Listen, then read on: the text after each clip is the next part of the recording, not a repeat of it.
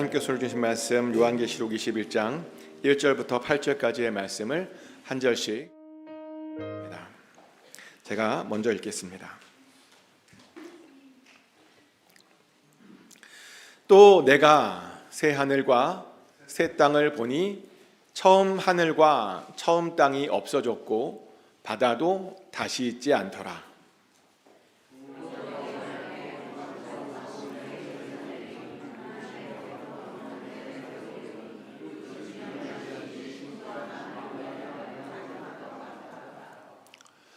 내가 들으니 보좌에서 큰 음성이 나서 이르되 보라, 하나님의 장막이 사람들과 함께 있음에 하나님이 그들과 함께 계시리니 그들은 하나님의 백성이 되고 하나님은 친히 그들과 함께 계셔서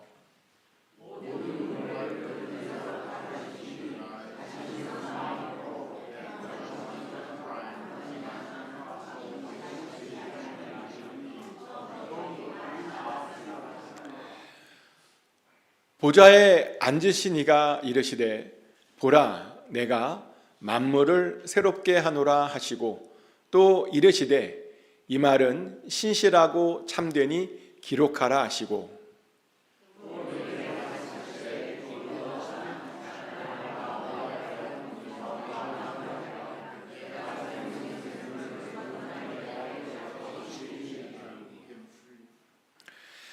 이기는 자는 이것들을 상속으로 받으리라.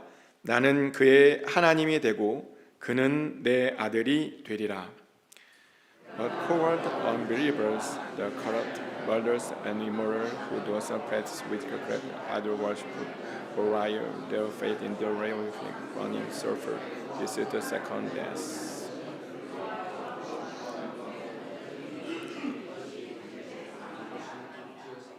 아멘. Please be seated. 하나님의 평안이 이 시간 여러분 심령 가운데 함께 하시기를 예수 그리스도 이름으로 축복합니다. 저는 앨런 머스크가 하는 일에 관심이 좀 있습니다. 들어보니까 앨런 머스크가 가장 큰 관심 있는 게 지구의 멸망이라고 하더라고요. 그래서 그 멸망을 준비하는 것이다 라고 하던데, 실제로 그는 지구가 멸망하면 화성에 갈 수 있도록 준비하고 있다라는 이야기를 들었습니다. 그리고 그 이유 때문에 테슬라 차도 만든 거고요. 또 그 이유 때문에 스타링크도 만든 것이다라는 말을 들었는데, 근데 앨런 머스크가요, 요한계시록만 제대로 알아도 그렇게 화성에 갈 생각을 하지 않았을까라는 그런 생각을 합니다. 왜냐하면 하나님께서는요, 화성보다 더 좋은 그 새 하늘과 새 땅을 이미 준비시켜 주셨기 때문입니다. 아멘. 천년왕국이 끝나면요, 사단이 이제 자신의 추종자들과 함께 불과 유황못에 던져지게 된다라고 이렇게 나오죠. 그리고 거기에서 이제 영원한 그런 괴로움을 당하게 될 것이다라는 말이 나옵니다. 그러면 동시에 우리들도요, 생명책에 기록된 대로 심판을 받게 된다고 나오고요. 그리고 그런 심판이 다 끝나면 우리가 살고 있는 이 지구가요, 이 세상에서 없어진다고 나옵니다. 대신 우리들에게는 새 하늘과 새 땅이 주어진다고 하죠. 지금보다 훨씬 더 살기 좋은 그런 곳이 예비되어 있다는 겁니다. 근데 보니까 앨런 머스크가요, 그걸 몰랐던 거예요. 하지만 그래도 다행인 것은 그가 한 것들이 우리들에게 좀 도움이 되긴 하죠. 아무튼 우리는 타락하고 오염된 이 지구 대신에요, 나중에 보니까 새로운 하늘과 새로운 땅에 거하게 된다고 말합니다. 그리고 그렇게 새로운 하늘과 오면 하나님께서 새로운 예루살렘도 우리에게 보내주신다라고 말합니다. 근데 오늘 본문을 보면요, 이제 그렇게 내려오는 그 새 예루살렘의 모습이 어떤 모습이냐면 마치 신부가 남편을 위해서 단장하는 모습과 같다라고 되어 있습니다. 이게 무슨 말이냐면요, 정말 아름다운 그런 새 예루살렘을, 우리의 예배 처소가 될 새 예루살렘을 우리들에게 보내주신다는 말입니다. 그러면 하나님께서 우리들에게 약속을 하나 해주시는데요, 그렇게 내려온 하나님의 장막이 이제 영원히 우리들과 함께 하실 것이랍니다. 그러면 우리들은 하나님의 백성이 될 것이라고 말합니다. 그렇게요, 하나님의 나라가 우리 가운데 이루어지게 된다는 것이죠. 그래서 제가 전에 이 요한계시록의 주제가 하나님 나라다라고 바로 그래서 말씀드렸던 겁니다. 근데 이런 말을 했더니 어떤 분이 이런 질문을 해요. 어떤 질문을 하냐면, 하나님 나라가 오게 되는 건 알겠는데 그러면 뭐가 좋은 것이냐, 그 나라는 뭐가 좋은 것이냐라고 물어보시더라고요. 근데 감사하게도 하나님께서는 이미 오늘 본문을 통해서 우리에게 이 하나님 나라의 좋은 점에 대해서 이미 알려주셨다는 겁니다. 오늘 본문에 따르면 하나님 나라가 오면요, 이 땅에 세 가지 놀라운 일이 벌어지게 된다고 말하는데요. 첫 번째는 어떤 일이 벌어지냐면 모든 눈물들이 다 닦여질 것이다 라고 말합니다. 그래서 그때가 되면 애통도 없고 더 이상 우리가 곡도하지 않게 된다라고 말합니다. 한마디로 모든 슬픔들이 다 완전히 사라지게 된다는 거죠. 근데 당연하죠. 왜냐하면 우리 신랑 되신 예수님께서 우리와 영원히 함께 하실 것이기 때문입니다. 그런데 아이러니하게도 우리가 그 나라에서는 그 눈물들이 다 사라지겠지만 사실요, 우리가 그런 일들을 경험하려면 이 땅에서는 사실은 그 우리가 눈물들을요 정말 많이 흘려야 됩니다. 왜냐하면 하나님의 나라는 어떻게 가는 거냐면요, 눈물로 가는 것이거든요. 그래서인지 하나님 나라는 꿈꾸는 사람들 이렇게 보면 다 울보들인 것을 우리가 보게 됩니다. 보면 어떤 분들은 말씀만 들어도 우시는 분들이 있어요. 또 어떤 분들은 찬양만 듣거나 부르면 우시는 분들이 있습니다. 또 어떤 분들은 아예 그냥 교회당만 오셔도 그냥 펑펑 우시는 분들이 제법 많습니다. 그래서 교회는 항상 휴지가 필요한 거죠. 모르셨죠? 사실 좋은 성도님들이 많으면 많을수록요, 교회는 더 많은 휴지가 필요합니다. 그래서 좋은 교회들의 특징은 뭐냐면 휴지값이 많이 들어요. 근데 원래 그래야 되는 겁니다. 왜냐하면 그렇게 많이 울어야 하나님 나라가 이 땅 가운데 세워지는 것이기 때문이죠. 실제로 시편 기자가 이런 말을 했었습니다. 시편 126편 6절 말씀인데요. 울며 씨를 뿌리러 나가는 자는 반드시 기쁨으로 그 곡식단을 가지고 돌아오리라. 아멘. 뭐라고요? 울며 씨를 뿌려야 한다는 겁니다. 나중에 기쁨으로 그 단을 거두려면 반드시 울며 그 씨를 뿌려야 한다는 겁니다. 또 예수님께서도 이런 말씀하셨습니다. 누가복음 6장 21절 말씀인데요. 지금 줄인 자는 복이 있나니 너희가 배부름을 얻을 것이요 지금 우는 자는 복이 있나니 너희가 웃을 것이미요. 아멘.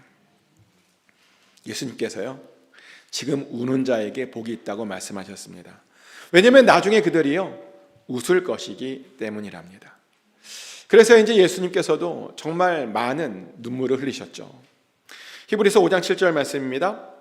그는 육체에 계실 때 자기를 죽음에서 능히 구원하실 이에게 심한 통곡과 눈물로 간구와 소원을 올렸고 그의 경건하심으로 말미암아 들으심을 얻었느니라. 아멘. 보니까 예수님도요 육체에 계실 때 하나님께 눈물로 정말 많이 기도하셨답니다. 심한 통곡과 눈물로 하나님께요 간절하게 당신의 소원들을 아뢰셨답니다. 그리고 그랬더니 하나님께서 그렇게 마침내 들어주셨다는 겁니다. 알고 보니까요 예수님께서도 눈물로 그렇게 하나님의 나라를 그렇게 준비하셨던 겁니다. 그래서인지 사도 바울도 보면요 정말 얼마나 많이 눈물을 흘렸는지 모릅니다. 바울은 심지어 사람들을 훈계할 때도요 눈물로 훈계했대요. 사도행전 20장 31절 말씀입니다. 그러므로 여러분이 일깨어 내가 3년이나 밤낮 쉬지 않고 눈물로 각 사람을 훈계하던 것을 기억하라. 아멘. 바울은 에베소 장로들에게 자신이 3년 동안 밤낮 쉬지 않고 눈물로 각 사람을 훈계했었다라고 그렇게 고백합니다.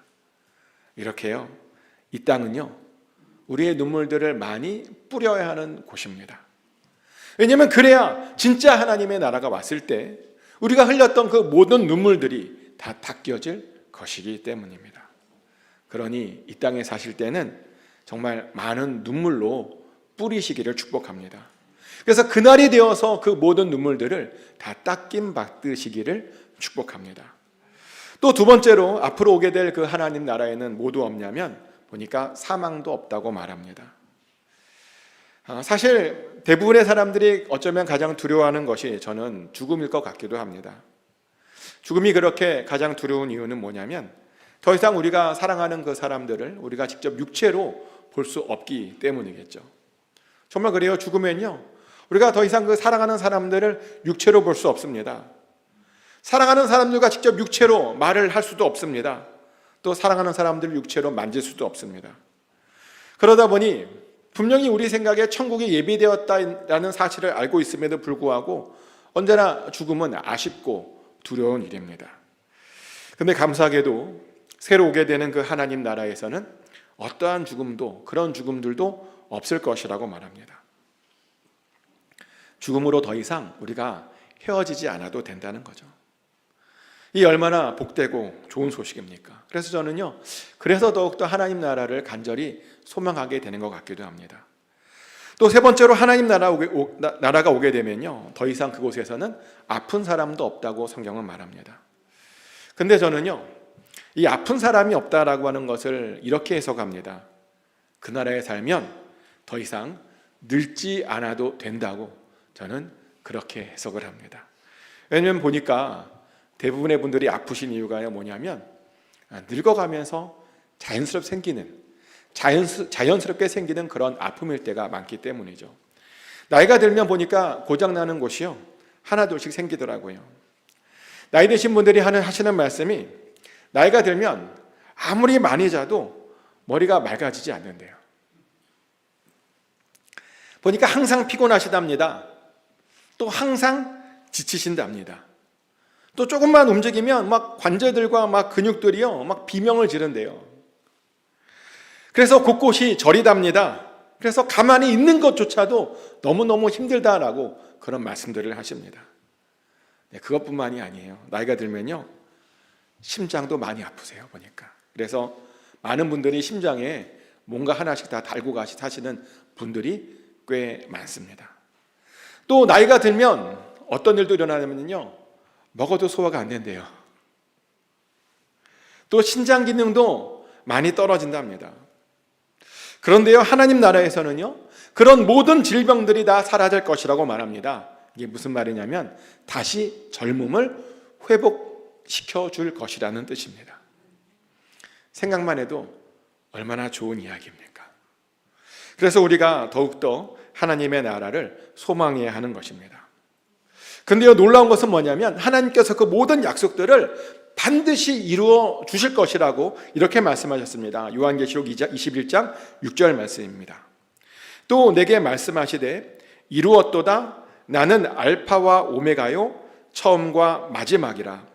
내가 생명수 샘물을 목마른 자에게 값없이 주리니. 아멘. 하나님께서 말씀하시기를 다 이루셨답니다. 과거형입니다. 알파와 오메가요 처음과 마지막이신 그 하나님께서 그 모든 하나님의 모든 계획들, 하나님 나라에 대한 그 모든 계획들을요 다 이루셨다라고 과거형으로 말씀하셨습니다. 그래서 우리는요 그렇게 다 이루실 하나님만 믿고 그 하나님 나라를 기대하며 살면 됩니다. 그리고 더욱더 기대가 되는 것은 하나님께서 우리들을 위해서, 그것을 위해서 생명수 샘물도 준비해 놓아주셨다는 겁니다. 그래서 그 나라에서 사는 사람들은요 공짜로 그 생명수 샘물을 다 마시게 된다는 것이죠. 그런데요, 이 생명수 샘물이 뭔지 아십니까?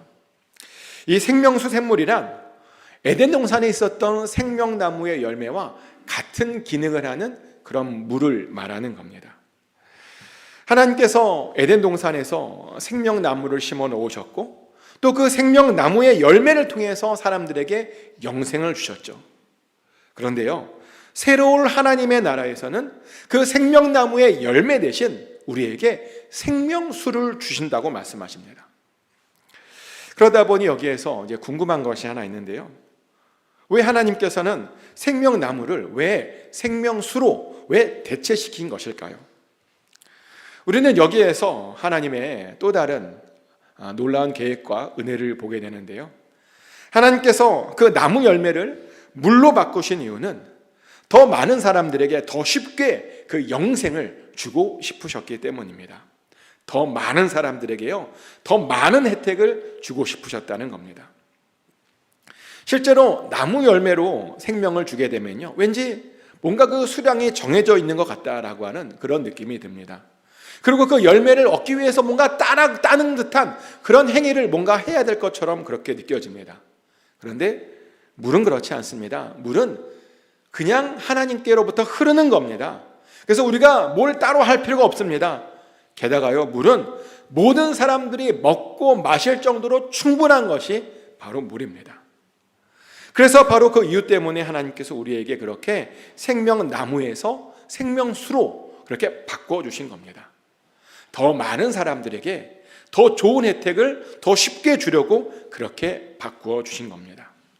근데 이것이요, 처음부터 하나님께서 예정하신 하나님의 계획이고 하나님의 방법 같아 보입니다.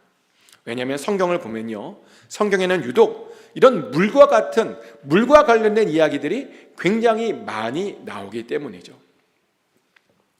아브라함에게서 쫓겨난 그 하갈이요, 어디서 회복되었냐면 물 근처에서 회복되었습니다.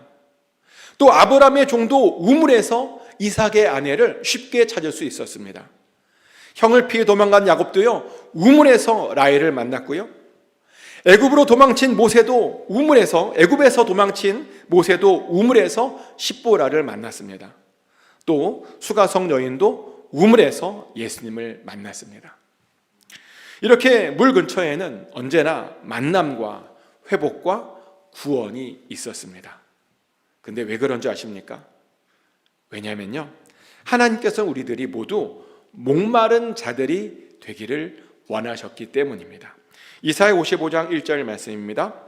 오라 너희 모든 목마른 자들아, 물로 나아오라. 돈 없는 자도 오라. 너희는 와서 사 먹되 돈 없이 값 없이 와서 포도주와 젖을 사라. 아멘. 하나님께서 이사야 선지자를 통해서 말씀하시기를 우리들은요, 모두 목마른 자들이랍니다. 그러니 우리들은 와서 돈 없이 값 없이 와서 사 먹어야 된다는 겁니다.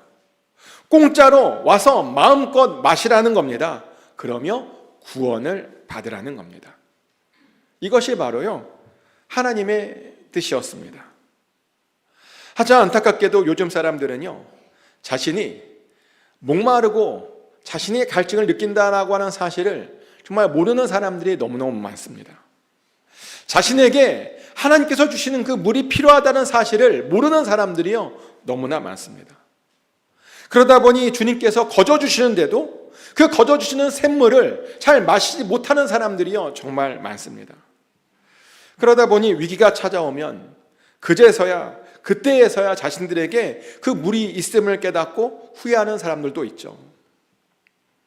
저는 개인적으로요, 팬데믹 때 깜짝 놀란 것이 하나 있었는데요. 뭐냐면 팬데믹 때 사람들이 물을 굉장히 많이 사재기했었던 것 혹시 기억하십니까? 물이 없었던 것. 예. 팬데믹 때 마켓에서 가장 먼저 떨어진 것이 뭐였냐면 물과 휴지와 쌀이었다라고 하죠. 근데요, 휴지와 쌀은 이해가 돼요. 근데 물이 떨어져서 저는 좀 깜짝 놀랐던 그런 기억이 있습니다. 왜냐하면 물은요, 사실은 가정에서 수돗물이 다 있잖아요. 근데 왜 수돗물이 나오는데 사람들이 왜 물을 사재기했던 것일까요? 그래서 알아보니까요, 사람들이 혹시라도 수돗물이 끊길까 봐 그랬다는 거죠. 수돗물이 끊기면 정말 꼼짝없이 죽어야 되는 것이다 보니 물부터 그렇게 샀다는 겁니다. 근데 맞죠? 물이 없으면 우리가 죽을 수밖에 없습니다. 그래서 사람들이 그 팬데믹 때에 그렇게 물을 사재기 했던 겁니다. 그런데 왜 평소에는 그렇게 잘 그것을 모르는 것일까요? 왜? 아마도 주변에 물이 흔하기 때문일 겁니다. 그래서 마음만 먹으면 언제든지 물을 쉽게 구할 수 있다고 그렇게 생각하기 때문일 겁니다. 근데요, 사람들이요, 신앙생활에 대해서도 이런 비슷한 생각들을 합니다. 언제든지 마음만 먹으면 좋은 말씀들을 들을 수 있을 것이라고 우리가 많이 착각을 합니다. 언제든지 마음만 먹으면 우리가 신앙생활을 잘 해낼 수 있을 것이라고 그렇게 우리가 착각을 합니다. 그런데요, 정말 과연 그럴까요? 마지막 때가 가까이 와도 우리가 계속 좋은 말씀들을 이렇게 들을 수 있을까요? 마지막 때가 가까이 와도 우리가 계속 이처럼 계속 이렇게 신앙생활을 열심히 할 수 있을까요? 아니요. 정말 쉽지 않을 겁니다. 때문에 우리는 점점 더 영적인 갈증을 느끼게 될 겁니다. 그래서 우리는요, 그런 때가 올 수 있으니 항상 잘 준비해야 된다는 겁니다. 그리고요, 우리가 그것을 잘 준비하려면 항상 영적으로 목말라야 한다는 겁니다. 왜냐하면 하나님께서는 언제나 목마른 자들에게 은혜를 베풀어 주시기 때문입니다. 당신을 찾고 구하는 자들에게 아주 항상 놀라운 은혜를 하나님께서 베풀어 주신다는 겁니다. 실제로 보니까 삭개오도 그렇게 해서 만난 것이죠. 삭개오는 예수님이 너무너무 궁금했습니다. 그래서 정말 꼭 한번 만나보고 싶었습니다. 그래서 뽕나무에 올라가서 예수님을 보려고 그렇게 했던 겁니다. 근데 이것이 별것 아닌 것 같죠? 근데 뽕나무에 올라가는 것은요, 정말 대단한 일입니다. 왜냐면요, 그 당시 삭개오는요, 정말 대단한 위치에 있었던 그런 존귀한 자였거든요. 삭개오는 그 당시 무려 세리들의 장이었습니다.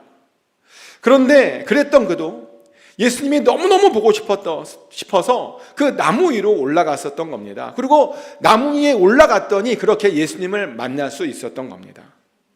만나기만 했습니까? 구원까지 받았습니다. 목말랐더니 그 목마름이 해결되었다는 겁니다. 그래서 우리들도요, 정말 목마른 자들이 되어야 됩니다. 우리가요, 정말 생수를 사모해야 됩니다. 왜냐하면 생수를 먹어야 우리가요, 영생을 누리는 것이기 때문입니다. 그리고요, 이건 놀라운 일인데요, 생수를 먹으면 부자도 될 수 있습니다. 어떤 학자가 이 요한계시록 21장을 주석하면서 이런 이야기를 해요. 우리가 그리스도의 신부 곧 새 예루살렘이 되는 것은 하늘나라에서 부자가 되는 것이다. 아멘. 근데 그분이요, 왜 그런 말을 했냐면 이 새 예루살렘의 모습이요, 굉장히 부자처럼 화려해 보였기 때문이랍니다. 요한계시록 21장 18절, 19절, 21절 말씀을 제가 읽어드립니다. 그 성곽은 벽옥으로 쌓였고 그 성은 정금인데 맑은 유리 같더라. 그 성의 성곽의 기초석은 각색 보석으로 꾸몄는데 첫째 기초석은 벽옥이요, 둘째는 남보석이요, 셋째는 옥수요, 넷째는 녹보석이요. 그 12문은 12진준이 각 문마다 한 개의 진주로 되어 있고 성의 길은 맑은 유리 같은 정금이더라. 아멘. 방금 읽어드린 말씀에 보면 새 예루살렘의 성곽은 벽옥과 정금으로 되어 있다라고 말합니다.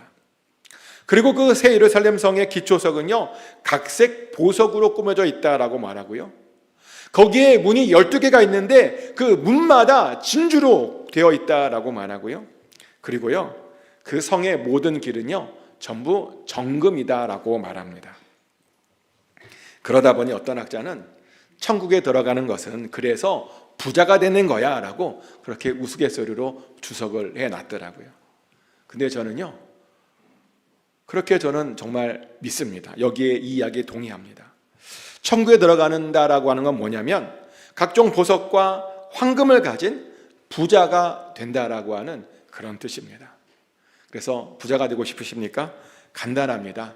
천국에 대한 목마름으로 그 천국에 들어가시면 됩니다. 그리고 들어가셔서 생명수를 마시며 영원히 살면 되는 겁니다. 그런데요, 사실요, 이 생명수를 마시려면 우리가 목마름 말고도 한 가지 더 필요한 것이 하나 더 있는데요, 뭐냐면 이 생명수를 잘 마시려면 정말 아무것도 두려워하지 않는 그 믿음도 사실은 우리들에게 필요합니다. 요한계시록 21장 8절 말씀입니다. 그러나 두려워하는 자들과 믿지 아니하는 자들과 흉악한 자들과 살인자들과 음행하는 자들과 점술가들과 우상 숭배자들과 거짓말하는 모든 자들은 불과 유황으로 타는 못에 던져지리니 이것이 둘째 사망이라. 아멘. 우리가 조금 전에 봤듯이 원래 하나님 나라에는요, 더 이상 사망이 없어요. 하지만 어떤 사람들은 그 사망이 없는 곳에서도 둘째 사망을 경험하게 된다고 말합니다. 어떤 사람이냐면 믿음이 없어서 두려워하는 자들은 그 생명수를 마시지 못해서 그 죽음을 경험하지 않아도 될 그 둘째 사망을 경험하게 된다라고 말합니다. 그래서 우리들은요, 정말 아무것도 두려워하지 않는 그런 믿음이 우리들에게 필요하다는 거죠. 그런 이 시간 여러분의 믿음을 한번 점검해 보시기를 바랍니다. 혹시 두려워하고 있는 것들은 없는지 한번 돌아보시기를 바랍니다. 그리고 아무것도 염려할 필요가 없습니다. 아무것도 우리가요 두려워할 필요가 없습니다. 우리가 두려워할 분은 오직 한 분밖에 없는데 바로 하나님밖에 없음을 믿으시기 바랍니다. 그래야 우리가 둘째 사망을 경험하지 않는 겁니다. 그래야 우리가요 하나님 나라에서 우리가 영원히 살 수 있게 되는 겁니다. 축복하는 것은 꼭 마지막 때까지 오직 하나님만 두려워하심으로 그 새 하늘과 새 땅에 잘 들어가서 사시길 축복합니다. 그래서 그 하나님께서 주시는 그 생명수 샘물을 마심으로 영생을 누리시길 축복합니다. 그래서요 정말 두 번 다시 눈물도 없고 아픈 것도 없고 죽음도 없는 그곳에서 꼭 잘 살게 되시기를 예수 그리스도 이름으로 축복합니다.